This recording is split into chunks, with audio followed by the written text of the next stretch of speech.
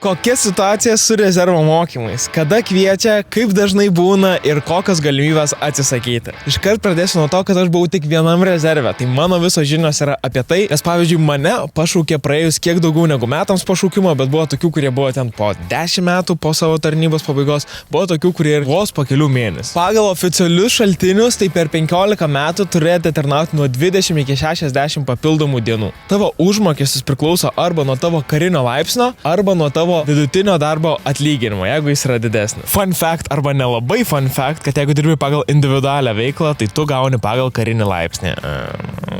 Taip pat rezerve kažkiek lankščiau žiūri į tavo planus ir ten yra didesnės galimybės tau atsišaukti ar pasivėlinti tą datą, kada eini, tai čia man atrodo toks yra lankstesnis biški dalykas. Ir ten tavo pareigos yra parenkamos pagal tavo buvusią tarnybą, arba pavyzdžiui šiaip yra įdomus dalykas, kad rezerve dalyvauja ir buvę profesionalai ir ten žmonės baigė JKVM ir visokius tokius dalykus, tai tiesiog visi, kurie išėję iš tarnybos ten dalyvauja ir atlieka funkcijas pagal savo laipsnį. Tarkim, ten ateina ir skirių vadai, ir būrių vadai, paprasti kareivėliai, tokie kaip aš. O šiaip tai visų patirtys žiauriai skirtingos apie tą rezervą. Tai jūs būtinai komentaruose parašykit, kokios jūsų patirtys, ką jūs žinot, ir su bendrom šitom žiniom sujungsim ir sužinosim, kaip ten iš tikrųjų viskas vyksta, nes šiaip žiauriai daug paslapties ten. O ko nebėgai?